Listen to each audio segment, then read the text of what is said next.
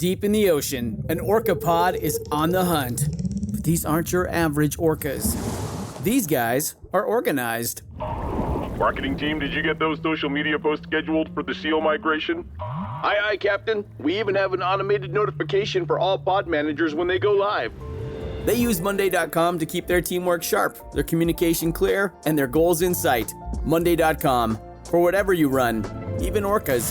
Go to Monday.com to dive deeper.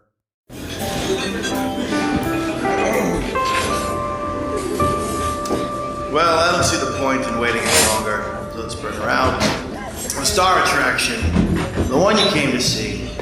Ladies and gentlemen, the one, the only, Miss Judy Gold. Hello, everyone.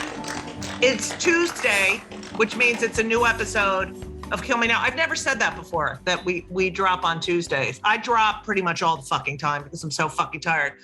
I'm very excited about our guest today, and not because he's funny and not because, you know, he's gay. It's none of these things that you think I'm going to be excited to talk to him for. I don't know what that sentence was, but he'll correct me because he's a teacher. He is a fucking teacher. I come from a family of teachers. No job I respect more than teaching. The intersection, which is a word I fucking hate, but I'm going to say it anyway, of teaching and comedy is so amazing. Like I don't think people realize that our next act, I'm not on stage. Our guest would not be as great of a comedian as he is if he wasn't a teacher. And great comedians are teachers. And my hair looks like shit. And I'm going to tell you why in just a few minutes, but you're listening so you don't see that my hair looks like shit, but check your Instagram. My hair looks like fucking shit. On one side, it's completely flat. And then the other side, it's all like, hey, what's going on? I'm not kidding. It's like a total psycho. This part is like depressed. I'm like bipolar. My hair is bipolar. Oh God, everyone who's bipolar, I'm really sorry. Don't cancel me. Anyway, ladies and gentlemen, the one, the only, wait, I'm going to say his full name. Joseph Bernard Dombrowski. Woo! Oh, she went back into the vault. You went back to dig it up. The vault. I love it. Joe Dombrowski. Before we begin, I just want to complain. You know, it's called Kill Me Now because basically I say kill me now about 600 times a day. And, you know, the other day, one of my sons said to me, we were talking about something. He's like, yeah, I know. I want to kill myself. And I'm like, oh my God. Oh. So I was like, oh my God, I've done a really good job. So my kill me now is I always say, I just want to drink a gallon of bleach. And someone tried to come for me for it the other day. And I was like, you don't know how almost serious I am. Right. People don't get it. They don't work in comedy. We're recording this on a Friday, the Friday of my son's 25th birthday, my older son. On Wednesday, I worked 15 hours, then got driven to the airport and took a red eye home from LA. I'm not complaining. I'm happy to be working. I took a red eye and I got off the plane, and all I was doing on the plane was like, I had a good seat, right? I'm not complaining about my seat, but I am 6'2". I'm all legs. I can't, even with the flatbed, it doesn't work because there's I can't. Yes, I'm complaining. Yes. So I didn't really sleep. Plus I have this, like, here's the thing. Like I mean, it's the red eye. It was leaving at 1 a.m. And I was still like, oh, well, I get food. Like I wasn't even hungry. Right. But they were giving the food. So I'd be like, I'll have a panini. And it sucked. And I was eating it. And I was like, I don't even want this. But it was like they're serving food and I'm taking it. So anyway, I got off the plane. I realized my phone wasn't with me. I was sitting on the carousel and the whole time I was dreaming, all right, you know what? I'm going to go home. I have 2 hours I can sleep before I go to New Jersey for another gig, right? Mm-hmm.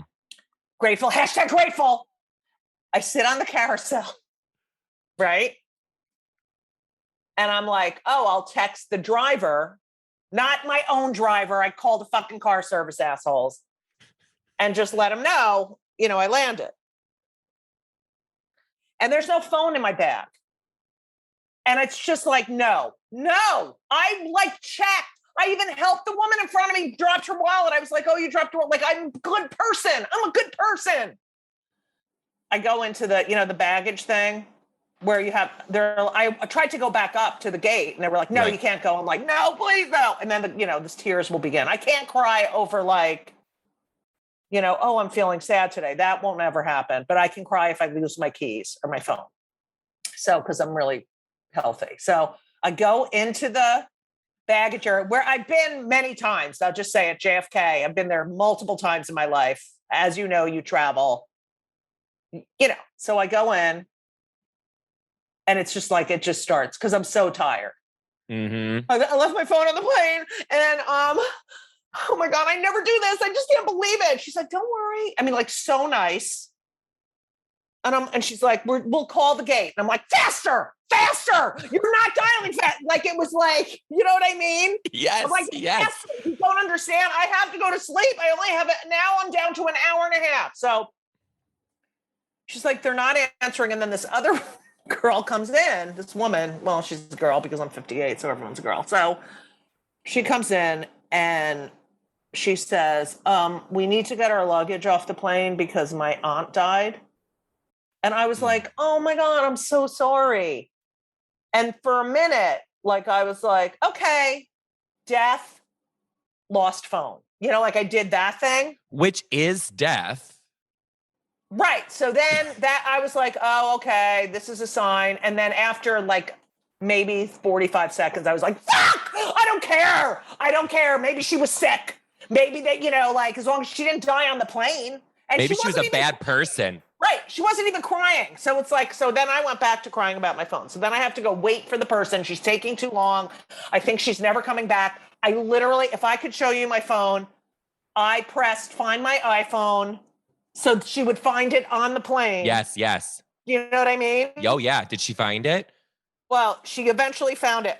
And she's like, oh, it was ringing and I wanted to pick it up. But and I was like, oh my God, thank you so much. And so that was my kill me now moment of this week. And then I call Elisa, my lover, and she's like, Judy, you always leave something. I'm like, I don't always leave something. But I kind of, like, I've done this a million times. And when you travel all the time, you forget, like, oh, where am I going? Okay, because you've put your phone in your bag so many times, you think you put your phone in your bag. Okay, you said something that made me think that we're very similar on this. You said when you were talking to the gate agent, you're like, I only have an hour and a half to sleep. Do you count your days as in how long I have to sleep? Because I definitely do. It's all about how long I have to sleep and food. Oh, 100%. And what drives me nuts is I'm done with the show and I just want to eat something and all that's open is like a friggin' Bojangles and maybe a Wendy's. That's the problem about where you live. I'm in New York, so as you know. But no, I'm just saying, like, yeah, when I'm on the road, like, people don't realize after your show, you're fucking starving. Yeah. And it's 11 o'clock at night or whatever it is. It's your dinner time. It is my dinner time. This is my unwind, and there's nothing for my unwind. There's not even good shows on right now. It's like, just let me be. Okay, don't complain about good shows because you're 14 and you have streaming services, which I didn't have. Okay, so shut the fuck up. All right? I'm 12, Judy. Okay, sorry. I hope you get your period soon. All right. So Joseph Bernard Dombrowski, like, I don't know if you've ever listened to my podcast. I doubt it, but I do a lot of research on my guests, and you're a fucking hard egg to crack. Okay. What'd you get, babe? I got some things. I got that your mother's name is Fran. Your father's name is Ronald. Sure did. Yeah. You're on the right track. That's right. Well, everyone knows because you have a podcast with your mother that your mom said. Does everyone know your father's name is Ronald? I think they might. Oh, they might. You. Okay. You're Michigan born and bred. That's right. Your parents, thank God, are older than me. They are. Thank the Lord that they are older than me because I can't with the interviewing people who I could be their parents. Okay. You were born May 1st, 1989. Wrong. You were born not May 1st, What the fuck is that? You're one day off, April 30th, 1989. You did. Fuck! we were doing great. You know what? I'll give it to you. Either way was still a Taurus. So there you go. Right. Okay. Here's the thing. Hit You're me. an only child. Painfully only. Painfully only child. So you grew up, we always start at the very beginning. It's a very good place to start. All right. One of the first shows that I ever did, actually. Really? Friedrich von Trapp in the flesh. Wow. Right here. Yeah. Community theater, babe. It's too bad that you don't remember my bit from, I used to do a bit, which I think the listeners who know my old material will know that I used to stand, I could still do it. I used to stand on stage in front of the curtain, and in the middle of my set go, the Von Trapp family singers. Yep. The family Von Trapp. And then look at my watch and be like, they're coming. And then go back to my act and then do it again in 5 minutes. I used to do that throughout my act. I love it. But I haven't done that in a while and I might do it again. Okay. Bring it back. So you were born in Michigan. You are an only child of two parents. Do you know why you're the only child? So I was not meant to be. Right. It was not meant to be. There was one that didn't make it shortly after. Oh, I'm glad I could bring that up. And no, it's all good. It's open. It's out there. But we said that it was kind of not a terrible thing because I'm pretty sure that I would have just eaten that sibling alive. Right. Were you born in Royal Oak, Michigan? No, I was actually born in Detroit. That's right. I have that from Detroit. Now, this is the funny thing. When I started like coming up in the Detroit scene, a lot of it was in Royal Oak, which is where I was living at the time. So people started to say, "You're not from Detroit," and I was like, "Check my birth certificate, bitch!" You like, fucking asshole. I think I know my life. Yeah. So you were born in Detroit. When I got to say something, hit me. I love Detroit. Thank you. Detroit. I've always loved Detroit. Of course, I know a lot of people in Bloomfield Hills. Is that you do. Or West Bloomfield. West Bloomfield. Which is where actually, my first teaching job was in West Bloomfield. And I was like, can we get like all of Yom Kippur off? You do get all of Yom Kippur off because it's only a day. Okay.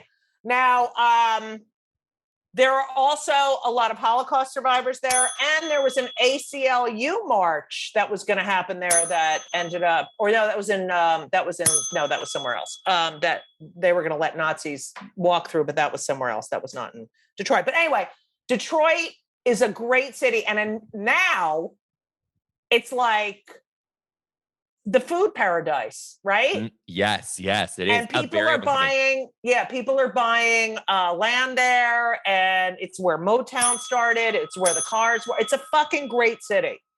I got a crazy fact for you.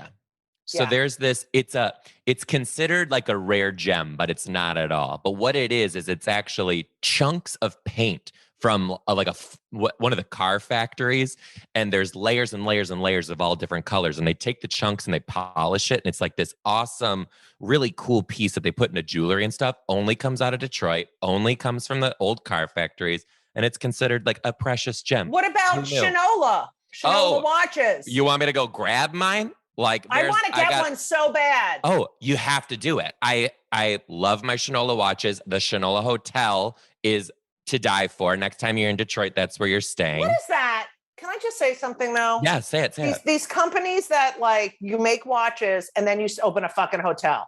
It's like, you know what I mean? And it's also like that Margaritaville song. It's a fucking song, and now he's a multi-billionaire because it's a fucking spa, restaurant, resort, you know? Isn't it what? This one, it's kitsch, boutique, chic. Right. It's very Detroit too. It's very, they like pay homage to the city, which is cool. Mm-hmm. And great food. There's an amazing restaurant underneath. And you better be on time for your reservation. Okay, so that was a watch joke, people. So this is how I conduct my interviews when I've had no sleep.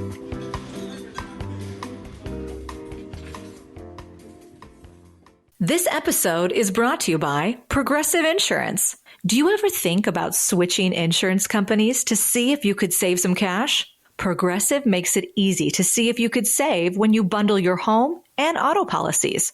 Try it at progressive.com. Progressive Casualty Insurance Company and Affiliates. Potential savings will vary. Not available in all states. So you're an only child. Your parents both work, correct? Yeah. You go to public school? I started at private Catholic school until 3rd grade, and it was a real treat. There was no hiding me gay ever. Right. There were times, this is true, I was actually put in the coat closet. My desk was moved into the coat closet for about a week. And there's like no rhyme or reason other than I was fabulous. Catholic school? This is at Catholic school. So they put you in the closet. Put me in. That's great. I know. 2 more weeks than I ever needed to be in there. You came out of the closet in 3rd grade. Good night, folks. God damn it. I'm on fire. So why did you get put in the closet? I was a lot, but not in a bad way. I was just an extroverted kid and was fabulous. I was Of course. And there was like my cousins all say we knew you were gay when you were born. Right. So looking back on these situations in retrospect, it was because they just couldn't take it. Right. But also 2 things about that. You were gay when you were born. And number 1. And number 2. So these are nuns that put you in the closet? They were not nuns. There was only one nun, and I did not have her as a teacher. These were just. And was she a lessie? They're all lessies. Guaranteed. They're all lessies fingering each other. I'm telling you. All of them. Scissor me timbers up and down that place. It was wild. Were you into were you into being Catholic? Like, first of all, for a gay kid, I would think, the dressing up and the incense and all that shit. Like, that would be like, oh, I want to, like in the beginning. And okay. What am I calling the pageantry would be like something you'd be into. And then you realize, oh, fuck, this is crazy. But yeah, my very first time being a theatrical human, I played a shepherd in the nativity scene at church. I swear to God, everybody's jaw dropped because I strutted down with my like shepherd staff and my robe down the aisle, just like I was on RuPaul's Drag Race. Like, it was like, right. And everyone's like, he has to go. And I remember feeling it even, but just feeling like you were different. Oh yeah. Totally ostracized. Right. Same. But I feel like sometimes that feeling that you were feeling is because, people don't realize we're born this way. Mm-hmm. We feel differently than other people, but we don't know what it is until we go through puberty. Like that's what people don't realize. So for those years where you're like, wait, what? And then you go, oh, it's a lonely place to be and you need to be in the coat closet. So was it a co-ed Catholic school? It was a co-ed Catholic school, co-ed everything except for gym.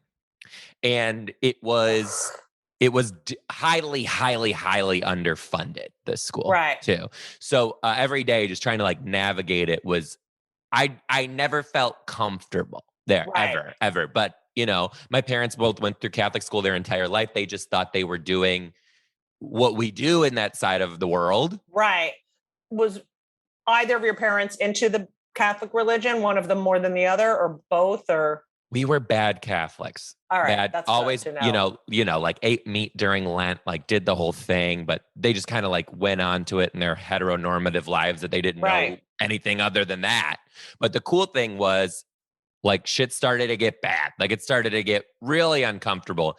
And a public elementary school was built literally in our backyard. And they were like, not only is this convenient, but all the kids in the neighborhood will go to this school. Let's try it. Right. And then you'll have friends in the hood. But what do you remember most about being at Catholic? Christmas. That's it? just being over the top. Like, you had a uniform, right? Oh yeah, I had a uniform. It was always a mess. I always get in trouble for not wearing a belt because I'm like riddled with ADHD too. Oh, So I was well, duh. never, I know Right. you have to, but I remember that. I remember I was in trouble all the time, but I wasn't a bad kid. Like I was a people pleaser. And even at that time, I realize it now, I was trying to be funny as the deflection, as a lot of gay It's comics. a coping yeah. 100%. Yeah. As a teacher, I just have this question because I've Go for had it. this with many parents. What do you think is better? Uniform or no uniform? God, I've taught in both situations. And sometimes at a very young age, it's kind of nice to have a little bit of not Uniformity. realizing what's going on. Yeah. Right.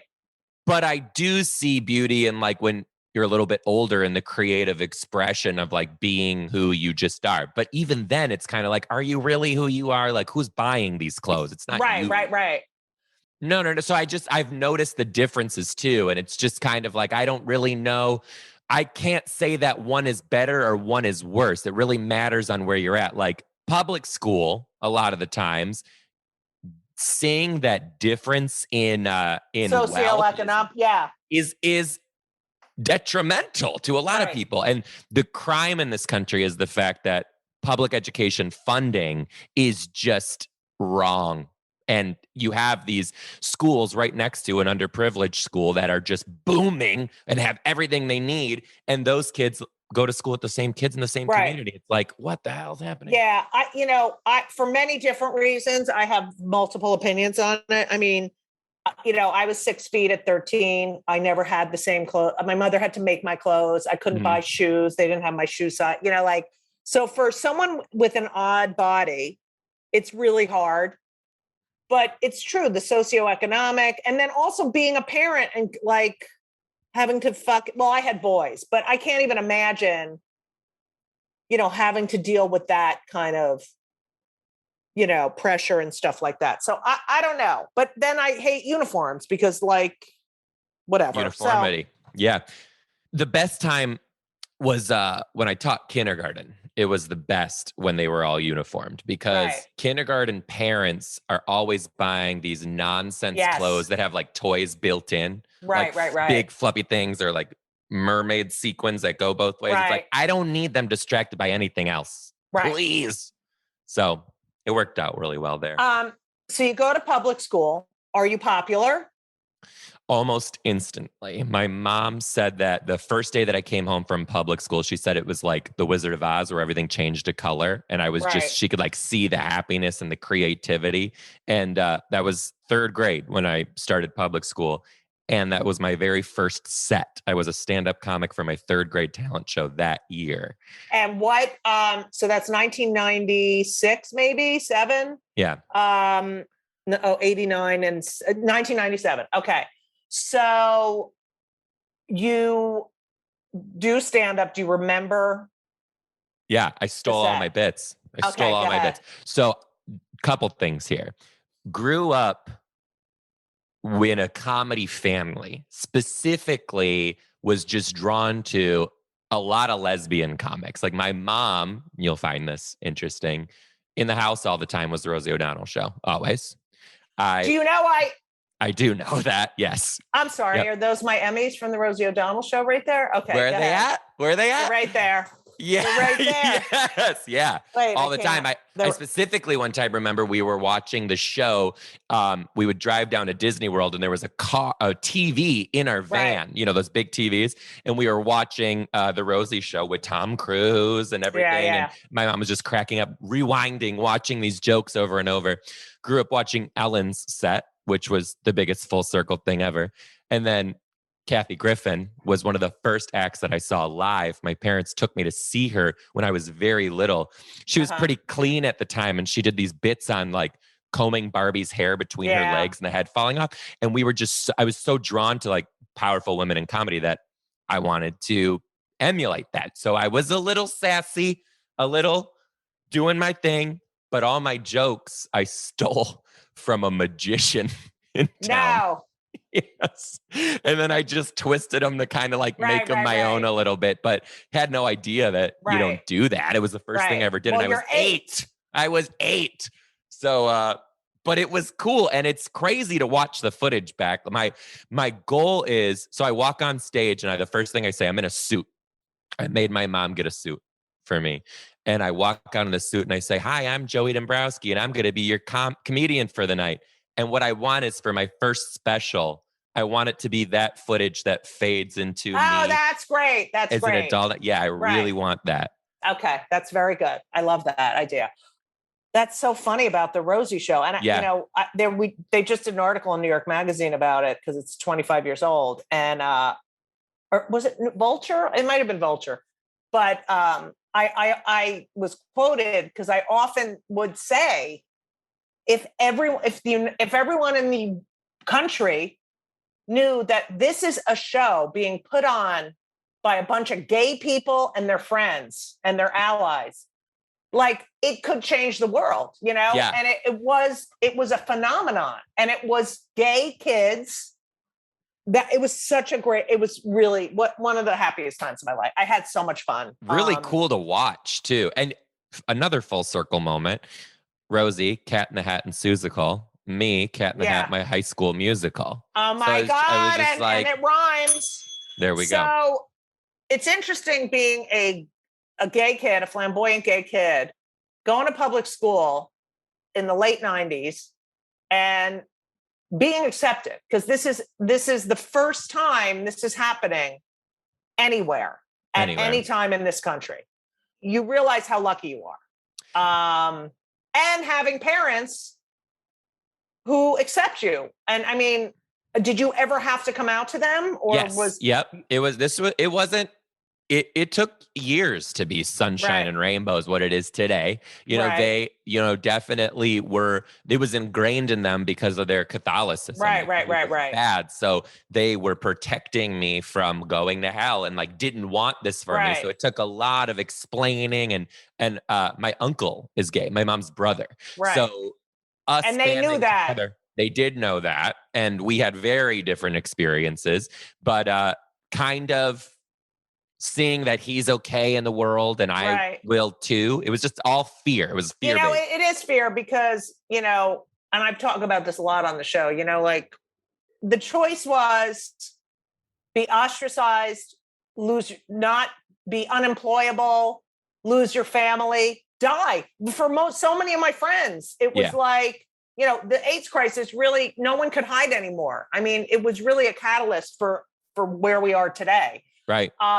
But, a lot of people of that generation thought it was going to be a horrible, sad life, a lonely life. And it's not. And, you're really, really lucky. You're really lucky that you were born when you were born. And I think that all the time. I think it all the time. And I hope that you tell your friends who are gay that, because I feel like a lot of young gay men and women, but mostly men, don't appreciate the shoulders that they're standing on of so many amazing people who are dead because of this horrible plague, and they're not safe. And it really pisses me off. You know what I mean? It's not like, oh, I'll just take PrEP or whatever the fuck it is and do whatever I want. No, look at the AIDS Memorial Instagram page. I check it every day. You see what the world, you don't have no idea how many people we lost. So you need to share that message because it really bothers me. Okay. So you're very popular. And also, I don't think if you were a lessee, you would have been popular like that. Yeah, I'm going to say I agree with you. Yeah. I agree with you. I think that there was definitely just weird shit still going on at that time. Right. And just like you said too, this is kind of the first time that kids being out in high school is a thing. Right. And, there was the craziest part is that my circle was all fine with this too. But then there were still pockets. I went to school. I graduated with almost 2,000 kids in my class. Right. It was nuts. Yeah. So there were haters who would try to say some shit or start some shit. But these band of friends would do all the counteracting for me, which I also realize is a huge privilege because this was also the first time that other students feel like what he is fine and fuck you. Right. And fuck you. Yeah, right. which was cool. So the people who were your allies there, was it male and female? Predominantly female. Yeah, that's what for I sure. figured. Yeah. For sure, obviously. But I did have two very good, close, straight guy friends who were definitely straight, but met through theater. And they also didn't give a fuck. And they would come to bat too, and they saw it right away, which I was super grateful for. Now, it's kind of weird because I still have this, if I'm in a group, oh God, like if I go into a set, I'm the only gay guy and it's a bunch of straight guys. I am like not myself when I'm in the green room and stuff, because it's just ingrained in me, you know? It's like, you don't know. Because when that happens to you when you're a little kid. Right. But imagine being a black kid. Yeah. I mean, like that's the thing. Like we know we're gay and that we feel uncomfortable, but you imagine, someone walks in and they are a person of color and immediately. Absolutely. It's like, you're the other, these people, I think about that all the time. But so it's interesting how that internalized homophobia or feeling of like being out of place stays with you forever. It stays with you forever. And it's also, I call it out because that's the only way I can deal with things. I'm like, okay. And like, I've been to parties of people and I'm like, you live in New York City and you have no gay friends. Like, I'm not okay with this. You have no people of color friends. Sorry, there's something wrong here. How's it possible?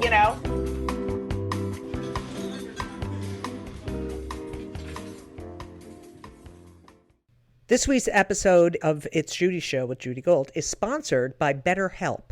And if you know me, which I think you do because you're listening to my podcast right now, you know that I am a big advocate for therapy. I think it benefits everyone. I think there's so many people who need it, who don't partake. It is so important for your emotional health and well-being. Therapy is fantastic. It is in every stretch of the imagination. And if you're thinking of starting therapy, please do it. But please give BetterHelp a try. It is entirely online. It's designed to be convenient. It's flexible. It suits your schedule. You fill out a brief questionnaire to get matched with a licensed therapist, and you can switch therapists anytime for no additional charge. I have switched therapists in my life. I've had many, many therapists, and sometimes it's not a great fit for you, but don't give up. Therapy is beneficial. You can learn about yourself, you can process, and just be emotionally healthy. I'm telling you, do it. BetterHelp is great because, when I used to schlep to my therapist's office, it was so annoying. You have to do it and you sit there and you wait. And then I'm telling you, doing it online is fantastic. And BetterHelp is amazing. I know a lot of people who've used it. So if you're thinking about therapy, go to BetterHelp.com. Let the gratitude flow. This is Gratitude Month, people. So you need to let the gratitude flow with BetterHelp. Visit BetterHelp.com/JudyGold, JudyGold, today, and you will get 10% off your first month. That's BetterHelp, HELP.com/JudyGold. You're welcome. So I assume you were in the theater department. Did you ever have like the straight football player, like, did you ever have the guys approach you like, listen, don't you fucking tell anyone, I want you to suck my dick? Oh, yeah. Really? And it was great. Oh, my God. Tell me. It was everything. Yes, I need to know. Multiple. Probably at least 5. And they were like really popular, like jockey. Really, just like, and there was like one who, my other gay friend, he was fucking. And he confided in me and told me. And I was like, I want a little piece of that. So I went and kind of like planted my little seed. I got mine. It was great. But then it was always this is the part that fucks with you too. When that happens in high school, they're all in. There was this one guy particularly who was on the soccer team and shit. And he was like in my head, Judy, we were dating. Right. Okay? Right. Because when we were by ourselves, we were like giggly, laughing, having these moments. And then we'd like hook up and stuff. And as soon as he would blow, it was like, well, you know, I'm not gay, right? Okay, yeah, well, I'll see you later. Like, don't tell anybody. I gotta go. Right. And then it was like over. And I was like, oh, okay, so your guilt's gonna hit in. Right. That is trauma. Right. Because especially when you get feelings. Right. You have to. I've been on the other end of that too, where you're like with someone, they're like, no, I'm straight. And it's like, no, you're not straight. Yeah. Yeah. What did you just do? What do you think that is? Like, There's I mean, two I'm an things. old gay, but it's like every gay guy I know has a story about the straightest person in school and them, blowing each other. Well, it still happens too. Oh yeah, of course. Straight guys all the time. But do you believe they're straight, or do you? Don't. Now, here's the thing. This is at a time I never have been attracted to women. I never wanted to. I've never have. And at that time, Gold Star. Gold Star gay. Yay. At that time, it was you're gay or you're straight, and nobody was really buying into bisexuality. Right. Now, when I look back at these times and these experiences, I truly believe that a couple of these guys were bi. One, I think, is gay and was just in this super Middle Eastern family where he could never, and will never, and is married now. And I'm convinced that he's gay, but the others, I'm like, I think they're bi and that's fine, but like nobody talked about bi. Nobody talked about or even discussed it. It wasn't an option. Are any of them with men now? Let's see. One did come out. Fascinating. So fascinating. You know that a lot of them will come out in their 50s. Yeah, which is why there's one that's like he's married and he has kids, and I'm just like, this is wild. Okay, Judy, there's another one from college who will go hard, right? Right. But it never got weird ever. Even after, we'd still hang out, laugh, just go back to being friends, and it was great. And even still, he's married and he'll like doesn't want to do it again, admits that, but will like joke about it with me, and he is like totally fine with it.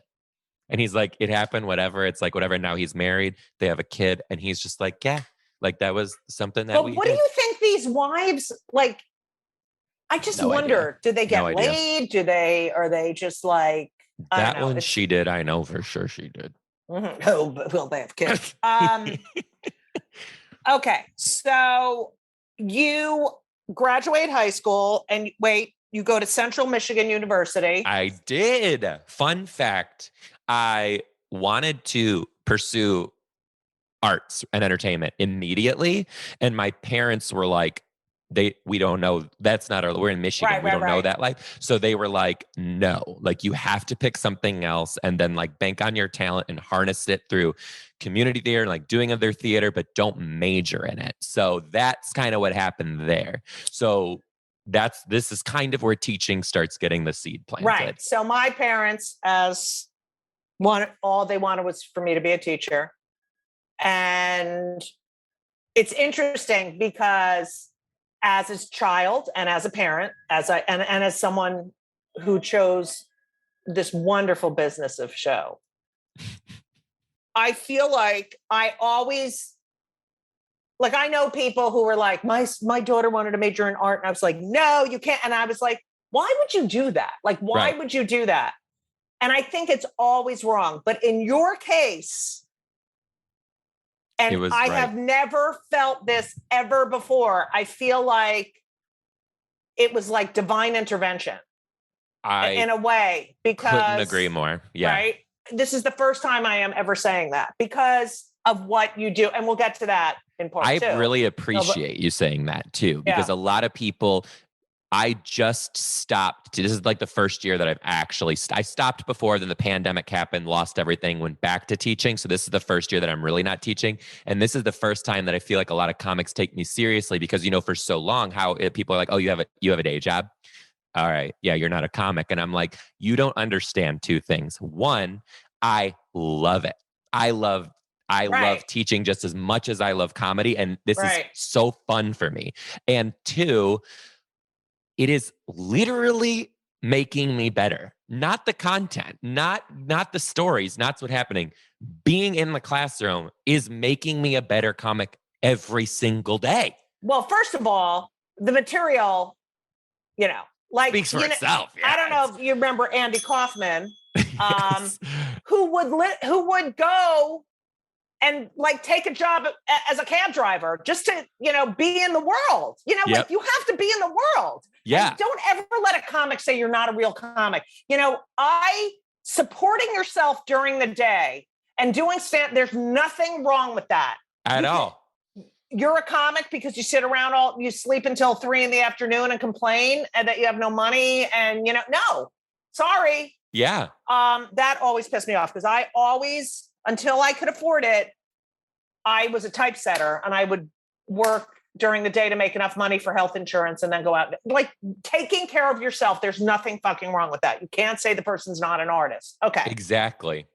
So let me ask you this. What do you think's up with that? What the fuck do you think is up with that? Because it is still so hardly and it's so ingrained into comics. Right. It's also because I guess it's this idea of suffering. It's this idea of, for my generation, the day you quit your day job was the day you were like, okay, I can pay my rent. It wasn't about, you're not a comic, it was about, there's this idea. And it's so funny because there's so many kids who have trust funds. Like you're a comic because your parents are rich and you don't have to work. Like that makes you a better comic. You know what I mean? Right. Yeah. It's this idea that unless you're, it's not like you're not in it 100%. Do you know what I'm saying? Yeah. It's like so many comics had side jobs or other ways of making money or went into real estate or investing or something. And no, that is an insecurity that is coming from the person saying it. It has nothing to do with the artist because being in the world makes you a better comic. Yep. Being a part of the world, being, and that's why when comics, they say, oh, he used to be so funny. And then it's because you're not in the world anymore. You're not dealing with real people anymore. You're believing this bullshit about you. You're a fucking person and you tell jokes. The first person to really dig that into me, Lou Ferranda, literally was from Caroline's. He said, you are doing something different than so many other people. He says that to me all the time. Really? Okay, I will tell you a Louis Ferranda story. I was 19. I was at Rutgers this is amazing. And I had won this contest at school where I got to do 5 minutes with these 3 comics from Catch a Rising Star, Adrian Tolsch, Bill Shept, and Larry Ambrose. And Adrian Tolsch, I've told the story before, was running the open mic nights at Catch a Rising Star. And she's like, these were comics. And they told me I was funny. They were like, no, you are funny. And so I would come, I'm 19. I would come to New York City and literally hang out till 2 or 3 in the morning trying to get on, and I was still a college student. And Louis was the bartender. Oh my God. And he was like, you're going to get on, Judy. I'm telling you, you're funny. No one like you. And so I don't know why I'm doing the bell, but he then eventually became the guy who was giving everyone spots. He did the schedule there. And then he, went to Caroline's. And I've known Louis since I'm 19 years old. And a lot of people are mad at him or, whatever. They used to love it, because of his position. But he really knows what's funny because I remember him. This is the fun. So one time I was in my, early 20s. And by the way, I used to hang out with Joy Behar's daughter because she was in high school. Yeah. And Joy would come in and do sets and Eve would come with her.